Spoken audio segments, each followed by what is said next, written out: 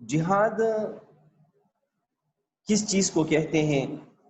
اس کا لغوی اور اصطلاحی معنی کیا ہے کہ ڈکشنریز کا میننگ کیا ہے؟ عام طور پہ لوگ اس کو ہم جو اس شریعت میں اس کے مراد لیتے ہیں وہ اس سے کیا مراد ہے، اور جہاد کے لیے کن شرائط کی ضرورت ہوتی ہے، جہاد کی فضیلت کیا ہے، اسی طریقے سے جہاد کے اقسام، یہ تمام چیزیں انشاءاللہ ہم سٹیپ وائز ان کو ہم ڈسکس کرتے جائیں گے۔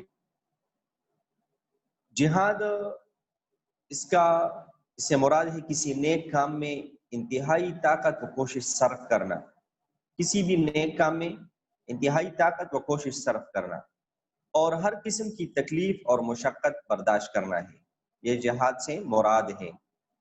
جہاد کا لفظی معنی کیا ہے؟ ورڈنگ میننگ، اگر ہم جہاد کی ورڈنگ میننگ کو دیکھیں اور جہاد کا جو ورڈنگ میننگ ہے تو اس بارے میں امام رائب اصفہانی رحمۃ اللہ علیہ لکھتے ہیں الجہاد والمجاہدہ، جہاد اور مجاہدہ اسراع الوسع فی مدافعۃ العدو، دشمن کے مقابلہ و مدافعات میں فوراً اپنی پوری طاقت و قوت کو صرف کرنا جہاد کہلاتا ہے۔ کہ آپ کا جو دشمن ہے اپنے دشمن کے مقابلے کے لیے اپنے دشمن سے مقابلہ کرتے ہیں تو اس دشمن سے مقابلہ کرنے کے لیے اپنی پوری قوت اور اپنی پوری طاقت کو صرف کرنا یہ جہاد کہلاتا ہے۔ جہاں ہم دیکھتے ہیں کہ دوسری جنگوں میں جو دنیا دار قومیں ہیں ان کے دل دنیاوی اور نجی اغراض و مقاصد سے لبریز ہوتے ہیں، کہیں پہ ملگیری کے حوث کا پرداز ہوتی ہے کہ ہم ملک پہ قبضہ کر لیں، کہیں مال و دولت اکٹھا کرنے کی حرص کا غلبہ ہوتا ہے کہ ہم مال و دولت کو اکٹھا کریں، تو کہیں پہ نام و نمود اور شہرت اور ناموری کی آرزو وہ سامنے آتی ہے کہ ہماری نام و نمود ہو، ہمارا شہرہ ہو۔ تو جہاں ایک طرف یہ تمام باتیں کار فرما ہوتی ہیں، وہیں پہ دوسری طرف مومن کا جہاد فی سبیل اللہ خالصاً ایک للہ عمل ہے۔ مجاہد کا دل ذاتی اغراض سے پاک اور صرف رضائے الہی کی تمنا کے لیے ہوتی ہے۔ مجاہد کو نہ مال و دولت سے غرض ہوتی ہے، نہ غنیمت کی آرزو ہوتی ہے، نہ جاہ و جلال کا عارضہ لاحق ہوتا ہے کہ ہمارا نام و نمود ہو اور ہمیں مطلب مال و دولت ملے، لوگ ہماری تعریف کریں۔ تو یہ تمام چیزیں، کوئی بھی چیز مجاہد کے اندر نہیں ہوتی، وہ فقط کفر و باطل کا جو قلعہ ہے اس کو مسمار کر کے اور طاغوتی قوتوں کو مٹا کر خدا کی زمین پر خدا کی حکومت قائم کرنے کے لیے ہی اپنا تن من دھن کی بازی لگا لیتا ہے۔ وہ اس عارضی ٹھکانے کو جو دنیا ہے اس کو ظلم و ستم سے پاک کرنے کی تمنا ہی میں جنگ و جدل کی صحبتوں کو لبیک کہتا ہے کہ یہاں پر دنیا میں جو ظلم و ستم ہوتی ہے مسلمانوں پر، کمزور لوگوں پر، فقیروں پر، تو کہتے ہیں کہ یہ ظلم و ستم کو دنیا سے مٹائیں، اسی کے لیے مجاہد اپنے تن من دھن کی بازی لگا کر جہاد فی سبیل اللہ کے لیے نکلتا ہے اور قربانیوں پر قربانیاں دیتا چلا جاتا ہے، یہاں تک کہ یا تو جام شہادت پی لیتا ہے اور یا فتح مند ہو کر وہ ظلم و ستم کو ختم کرنے میں کامیاب ہو جاتا ہے۔ اللہ کی وجود پر یقین کرنا یہ تو اس قدر مشکل نہیں ہے، کیونکہ اللہ کی ساری کائنات کو دیکھتے ہوئے کیسے یہ ممکن ہو سکتا ہے کہ کوئی یہ باور کر لے کہ اس کا پیدا کرنے والا کوئی نہیں۔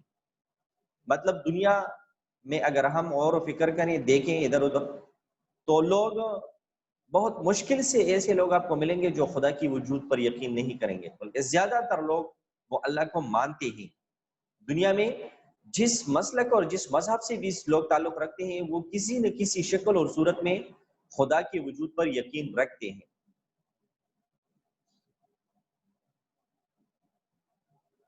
لیکن اگر ہم دیکھیں کہ آخرت پر یقین کرنا، تو آخرت، قیامت کا یقین، یہ ایک ایسی چیز ہے جو گناہوں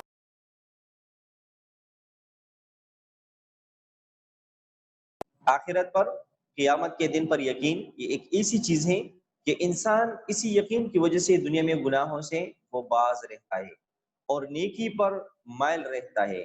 اور اسی قیامت کے سبب ایک سپاہی وہ شہادت کی طلب میں، موت کی آغوش میں اپنی بہترین پناہ تصور کرتا ہے، کیونکہ قرآن اور احادیث کو اٹھاتا ہے تو بار بار اس کو شہادت کا جو فائدے ہیں، شہادت کی جو فضیلت ہے وہ اس کو بیان ہوتی ہیں، تو وہ سمجھتا ہے کہ دنیا میں جو عارضی مشکلات ہیں، جو تکالیف ہے، یہ تو اگر میں مر جاؤں اللہ کی راہ میں، اگر میں شہادت حاصل کروں تو یہ تو تمام چیزیں مجھے مل جائیں گی۔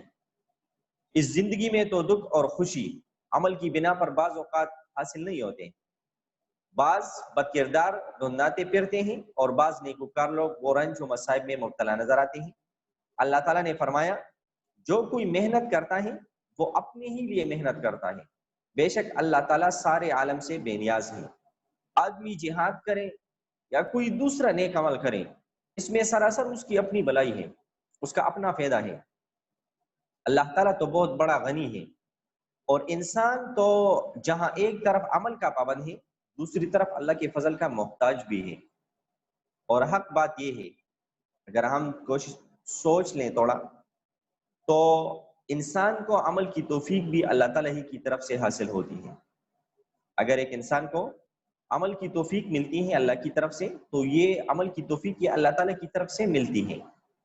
اس طرح ہمیں دو سبق حاصل ہوتے ہیں۔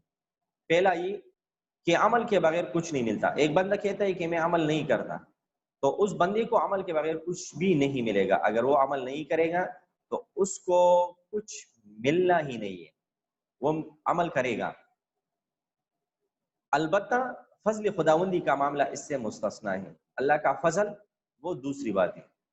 اور دوسرا یہ کہ محتاج اللہ نہیں بلکہ محتاج بندہ ہے، اور جو محتاج ہوتا ہے وہ اپنی حاجت کے حصول کے لیے تگودو کر دیتا ہے۔ اب دیکھیں، ہم مکلف ہیں، ہم اپنی عمل کریں گے۔ اب عمل کرنے کے بعد ضروری نہیں ہے کہ اسی عمل پہ ہی اللہ ہم کو بخش دے، یہ اللہ کا فضل ہے کہ ہم جو عمل کرتے ہیں اللہ تعالیٰ اس کو قبول فرماتے ہیں۔ اسی بنا پر ایک واقعہ ذہن میں آ رہا ہے، بنی اسرائیل میں ایک عابد بندہ تھا، عبادت گزار۔ پرانے زمانے میں ایسی باتیں ہوتی تھی کہ رہبانیت جس کو کہا جاتا تھا کہ گھر بار، اپنے رشتہ دار، بیوی، بچے سب کچھ چھوڑ کر لوگ جنگلوں میں جاتے تھے، اور جنگلوں میں جا کر وہاں پر اللہ کی عبادت کرتے تھے۔ تو یہ ان مذہبوں میں، ان دینوں میں یہ جائز تھی، جس کو رہبانیت کہا جاتا تھا، کہ اپنے گھر بار، اولاد، رشتہ دار سب کچھ چھوڑ چھاڑ کر جنگلوں، بیابانوں اور ویرانوں میں لوگ چلے جاتے تھے، اور وہاں پر کیا کرتے تھے؟ وہاں پر اللہ رب العزت کی عبادت کرتے تھے۔ تو یہ پرانے زمانے جو امتیں تھی اس میں یہ جائز تھی۔ ہمارے اس امت میں یہ رہبانیت جو ہے یہ جائز نہیں ہے۔ اس امت میں کوئی یہ نہیں ہو سکتا کہ وہ دنیا سے منہ موڑ لے اور جنگل و بیابانوں میں بیٹھے اور اللہ کی عبادت کرے۔ اس امت میں، امت محمدیہ صلی اللہ علیہ وسلم میں یہ جائز نہیں ہے۔ نبی کریم صلی اللہ علیہ وسلم نے فرمایا لا رہبانیت فی الاسلام، اسلام میں رہبانیت نہیں ہے۔ بہرحال میں آپ کو بتا رہا تھا، بنی اسرائیل کا ایک عابد شخص تھا، ایک عبادت گزار بندہ تھا، بہت زیادہ عبادت کرتا تھا۔ ایک دفعہ اس نے اللہ سے سوال کیا کہ اے اللہ، مجھے ایک ایسی جگہ پر پہنچا جہاں پر صرف میں ہوں اور آپ ہوں، اور میں آپ کی عبادت کروں۔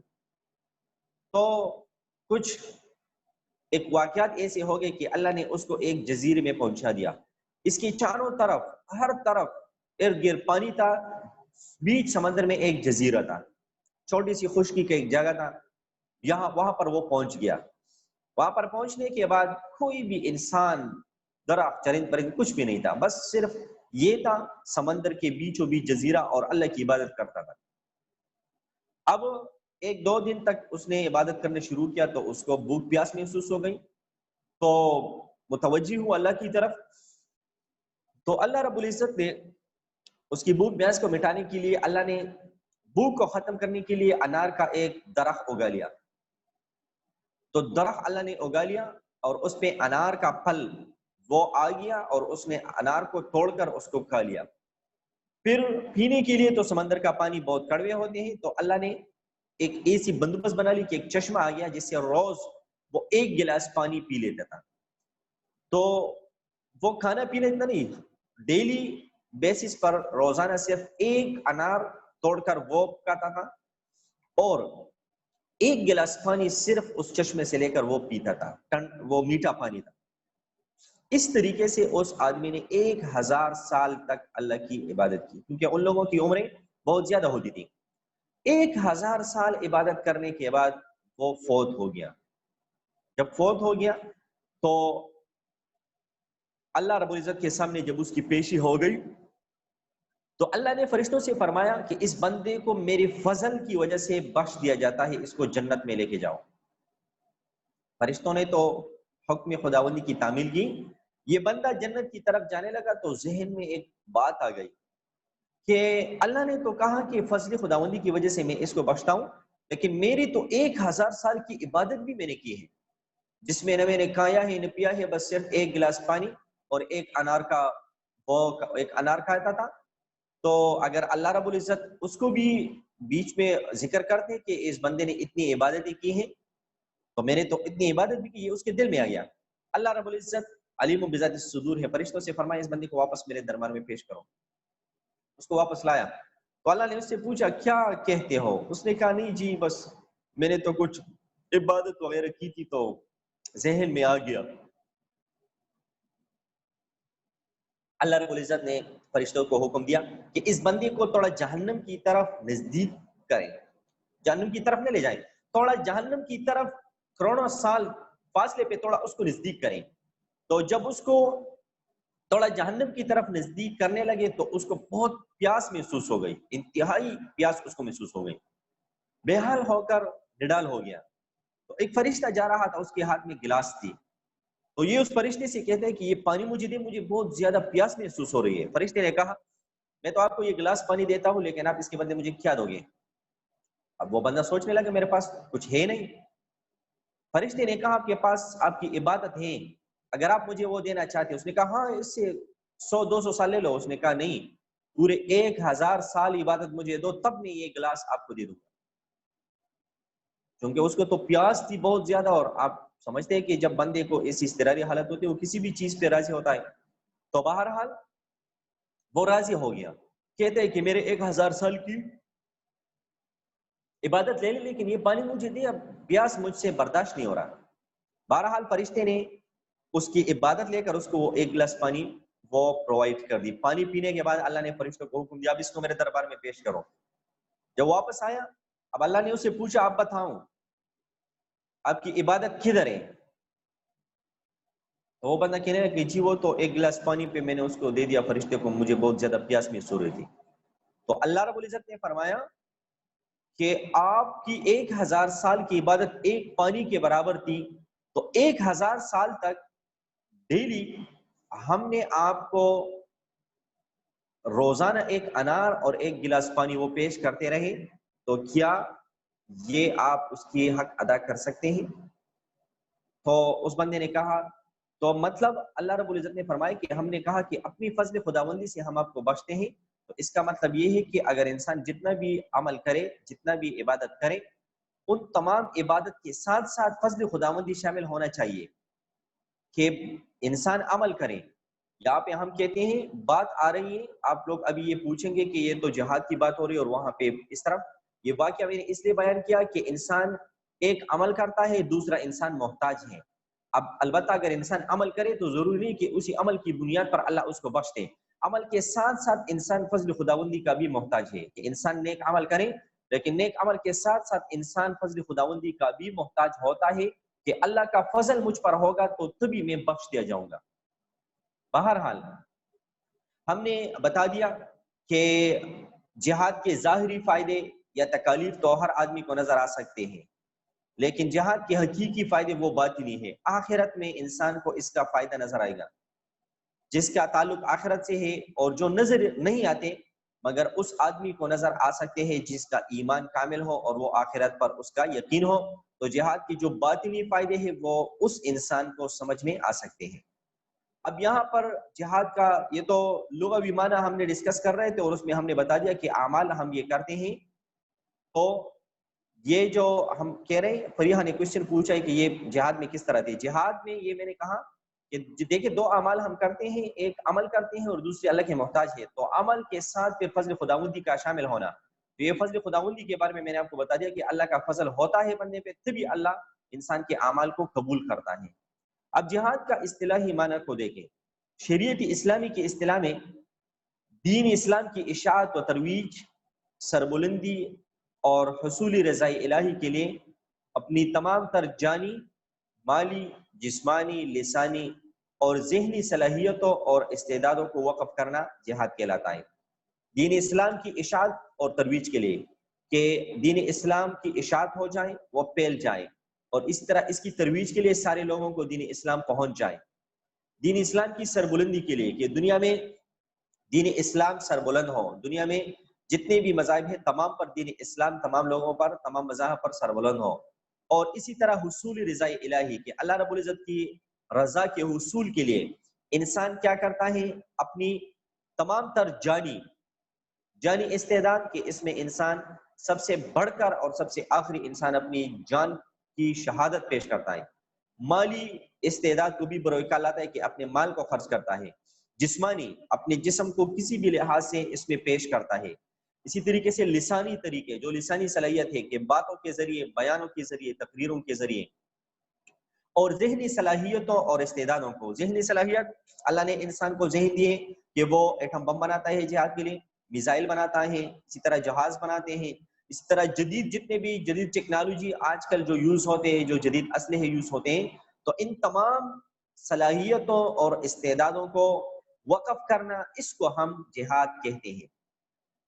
جہاد کے عناصر ترکیبی اور اخلاقی اہمیت۔ عناصر ترکیبی کیا ہے اور جہاد میں اخلاق کی اہمیت کتنی ہے؟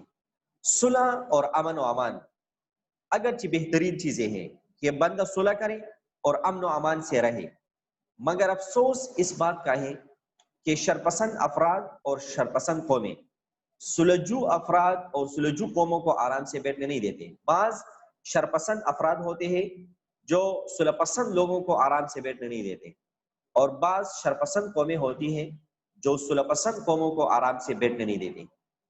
اب دیکھیے صلح کے حصول کے دو طریقے ہیں۔ کوئی بندہ صلح پسند کرتا ہے، صلح کرنا چاہتا ہے، تو اس کے لیے دو طریقے ہیں۔ ایک تو یہ کہ ایک دوسرے کے آگے جھک جائے، ایک بندہ دوسرے کو کہے کہ بس ٹھیک ہے، تم جو کہتا ہو میں آپ کے سامنے جھک جاتا ہوں، اور اس طرح فساد کا جو خطرہ ہوتا ہے وہ ٹل جاتا ہے۔ دوسرا طریقہ صلح کا یہ ہے کہ سلجو فتنہ پسند کا مقابلہ کرے، کہ جو بندہ صلح کو پسند کرتا ہے وہ اڑ جائے اور جو فتنہ پسند لوگ ہوتے ہیں ان کا مقابلہ کرے۔ پہلی صورت میں اگر ایک بندہ دوسرے کے سامنے وہ جھک جاتا ہے تو میرے خیال سے اس صورت میں فساد کا خطرہ ٹل جانا ایک مشکل امر ہے، جیسا کہ دنیا کے طور طریقے بتا رہے ہیں۔ اس میں اگر ایک بندہ دوسرے کے سامنے جھک جائے تو اس سے فساد ختم نہیں ہوتا بلکہ فساد بڑھتا ہی چلا جاتا ہے، کیونکہ جو طاقتور ہے وہ کمزور کو ہمیشہ کے لیے مارتا رہتا ہے۔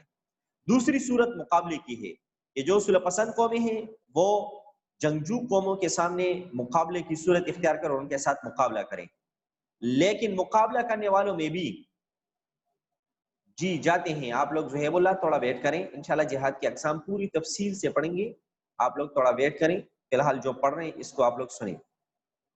دوسری صورت مقابلے میں دیکھیں، اگر اس میں بھی ایک فریق کمزور ہوا اور دوسرا طاقتور، تو جنگ کے ٹل جانے کا امکان بہت ہی کم ہے، کیونکہ جو طاقتور ہوگا، آپ لوگ دیکھیں نا دنیا میں جو طاقتور لوگ ہوتے ہیں وہ بار بار کمزور لوگوں پہ چڑھائی کرتے ہیں اور ان لوگوں کو مارتے رہتے ہیں۔ طاقتور کمزور کی کمزوری کے پیش نظر جنگ برپا کرنے میں جری ہوگا، وہ ہر وقت جنگ شروع کرنے کی کوشش میں ہوگا۔ اس لیے چاہیے کہ حتی الوسع بڑھ کر جنگی تیاری کی جائے تاکہ طاقتور کو حملہ کرنے کی جرت نہ ہو۔ اگر کوئی طاقتور ہے بھی آپ کے پاس جنگی صلاحیت ہے، جنگی تیاری موجود ہے، تو وہ حملہ کرنے کی جرت نہیں کرے گا۔ اس طرح جنگ کا خطرہ وہ ٹل جائے گا۔ اسی صورت میں اگر آپ کے پاس تیاری ہے، آپ نے تیاری کی ہے، تو اس صورت میں جنگ کا خطرہ ٹل جائے گا۔ اللہ تعالیٰ نے قرآن حکیم میں فرمایا ہے، اے مسلمانوں، سورہ انفال میں اللہ رب العزت فرماتے ہیں، اے مسلمانوں، ان سے مقابلے کے لیے جس قدر بھی تم سے ہو سکے قوت کے سامان اور پلے ہوئے مضبوط گھوڑے تیار رکھو تاکہ تمہارا رعب چھایا رہے۔ تمہیں کیا خبر تمہارے اور اللہ کے دشمن کہاں کہاں پر ہیں۔ سورہ انفال نمبر، اس میں اللہ رب العزت فرماتے ہیں وَأَعِدُّوا لَهُم مَّا اسْتَطَعْتُمْ وَمِن قُوَّةٍ وَمِن رِبَاطِ الْخَيْلِ تُرْهِبُونَ بِهِ، کہ آپ لوگ کیا کریں، دشمن کے مقابلے میں اپنی جنگی ساز و سامان اسباب تیار رکھو تاکہ تم غالب رہو۔ اگر اللہ چاہے تو کافروں کو چشم زدن میں عذاب الہی سے تباہ کر کے رکھ دیں، اللہ کے لیے کیا مشکل ہے۔ لیکن جب جہاد، جدال اور قتال کا جو سلسلہ ہے اللہ رب العزت نے اس لیے مقرر کیا ہے کہ مسلمانوں کو آزمائے اور انہیں اللہ کی راہ میں تکالیف اٹھانے اور قربانیاں دینے کا موقع اللہ پہنچاتا ہے۔ اسی وجہ سے اللہ رب العزت نے جہاد، جنگ اور قتال، یہ اللہ رب العزت نے اس کا سلسلہ مقرر کیا ہے۔ ایک اور موقع پہ اللہ رب العزت نے فرمایا کہ جنگ کے موقع پر کافروں کو قتل کرنے سے باک نہ کرو،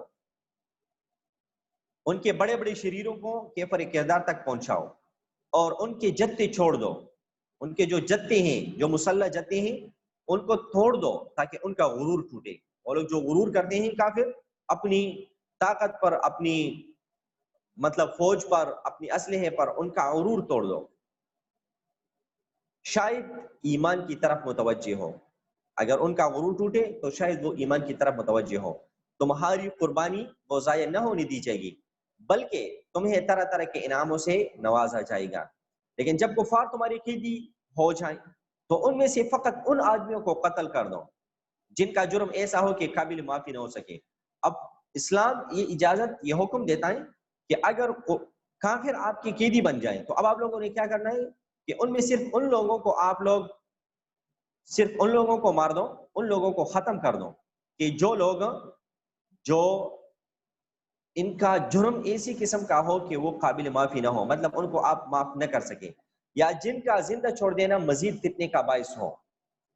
اگر آپ ان کو زندہ چھوڑتے ہیں تو وہ کیا ہوتا ہے، ان کا جو زندہ چھوڑ دینا ہوتا ہے وہ اسے مزید فتنے پیدا ہونے کا خدشہ ہو۔ ورنہ قیدیوں کو قتل مت کرو، یا تو انہیں فدیہ لے کر چھوڑ دو یا بغیر فدیہ لیے محض احسان کر کے آزاد کر دو، اور اپنے اخلاقی کریمانہ سے ان کو متاثر کرو، شاید کہ وہ اسلام کی خوبیوں کو سمجھے اور کفر و شرک کو چھوڑ کر دین حق کی طرف مائل ہو۔ اور یہی جہاد کا اصلی مقصود ہے کہ آپ اگر جہاد بھی کرتے ہیں تو جہاد میں عورتوں کو قتل نہ کرو، بچوں کو قتل نہ کرو، بوڑھوں کو قتل نہ کرو، خواتین کو قتل نہ کرو، صرف ان لوگوں کو جو جوان ہیں، جن سے آپ لوگوں کو مطلب نقصان پہنچتا ہے اور جن سے آپ لوگ تکلیف میں ہیں، ان لوگوں کو قتل کرو، باقی لوگوں کو آپ قتل نہ کرو۔ جہاد کا اصلی مقصود بھی یہی ہے، یہی نہیں ہے کہ آپ لوگوں کو قتل کرو، بلکہ جہاد کا مقصد یہ کہ لوگ اسلام سے وہ متاثر ہو جائے اور وہ اسلام قبول کریں۔ اپنے نفس کی اصلاح یہ جہاد سے مقدم ہے۔ جہاد بن نفس، اپنے نفس کی اصلاح یہ جہاد سے مقدم ہے، اور یہ تقدیم اس لیے ہے کہ جب تک آدمی نہ بن جائیں اور اپنی تمام خواہشات اور شہوات کو مغلوب کر کے اللہ کا نہ ہو رہے، اس وقت تک نہ تو وہ جہاد فی سبیل اللہ کی حقیقت سمجھ سکتا ہے اور نہ ہی ٹھیک طرح سے جہاد کر سکتا ہے۔ سب سے بڑی جہاد جو ذکر ہے کہ جہاد بن نفس، جہاد اپنے نفس کے ساتھ، کہ جہاد اپنے آپ کے ساتھ جہاد کریں۔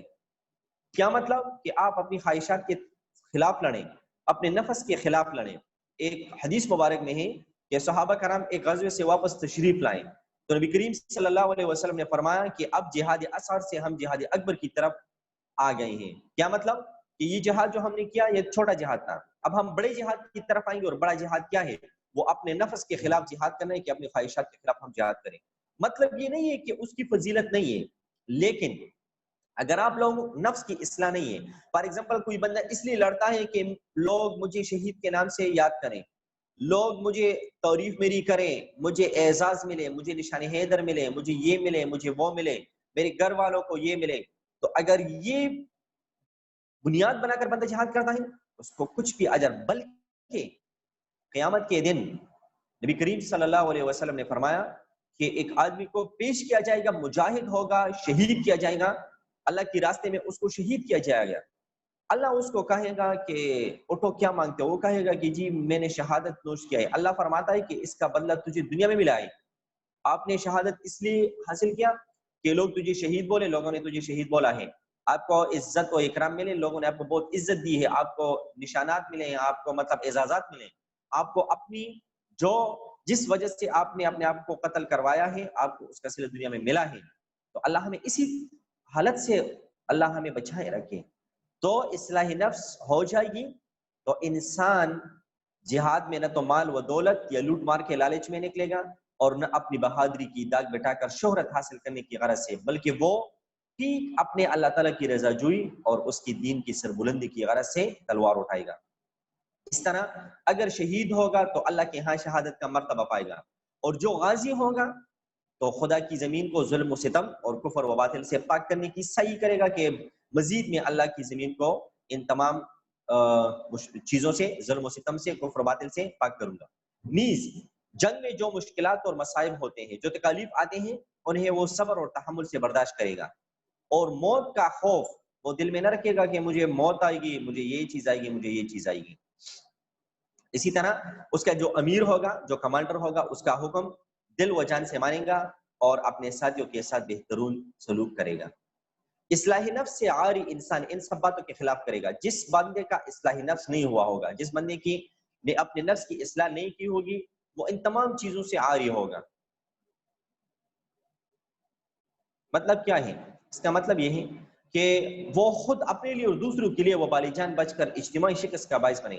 وہ اپنی منمانی کرے گا، جو اس کا دل چاہے وہ کرے گا۔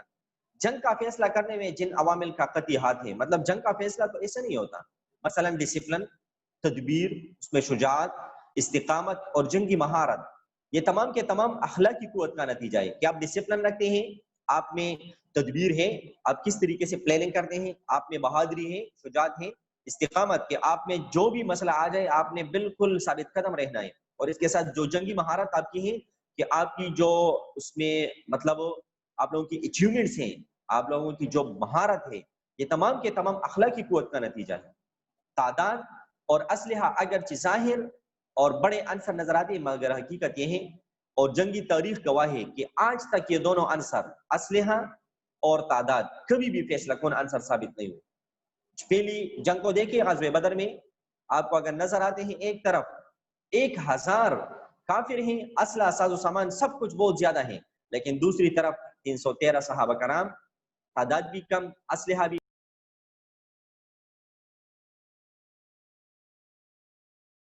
اور ان میں جنگی مہارت ہے، تو انہوں نے وہ زیادہ لوگوں پہ غلبہ حاصل کیا ہے۔ قرون اولیٰ کے مسلمانوں کو جب یہ کہہ کر ڈرایا گیا کہ انہیں ایک بہت بڑا لشکر جرار اور بےپناہ ساز و سامان اسلحہ لے کر آ رہا ہے، تو انہوں نے نہایت اطمینان سے جواب دیا کہ ہمیں اللہ کافی ہے، اور واقعی اللہ ہی کافی ثابت ہوا۔ مٹھی بھر مسلمان نہایت بے سر و سامانی کی حالت میں جہاں بھی گئے، وہاں فتح و کامیابی نے ان کے قدم چومے، اور دشمن نے اپنا تمام تر ساز و سامان چھوڑ کر راہ فرار اختیار کی۔ اس لیے ہر وہ فوج جو فتح و آبرو مندی کو اپنا شعار بنانا چاہے، وہ اخلاقی قوتوں کو مضبوط سے مضبوط تر بناتی ہے، اور اخلاقی قوتوں کا سرچشمہ دینی متین ہے۔ جس نے اللہ کے دین کو مضبوطی سے اپنایا، اس نے ایک بہت بڑے اور مضبوط قلعے میں بنا لی۔ تو جن لوگوں نے دین کو اپنایا، دین پہ عمل کیا، اور دین کی وجہ سے جن لوگوں نے اپنی زندگی کو بنا لی، تو وہ لوگ انہوں نے بہت بڑے مضبوط قلعے میں بنا لی، پھر ان کے لیے کوئی بھی چیز وہ مشکل نہیں رہے گا۔ وہ لوگ پھر اگر کسی سے جہاد کریں گے، کسی سے لڑائی ہوگی، کسی سے جنگ و جدل ہوگی، تو پھر کامیابیاں ان لوگوں کے قدم چومے گی، اور ان لوگوں کو اللہ رب العزت کامیابی و کامرانی عطا فرمائے گا۔ ٹائم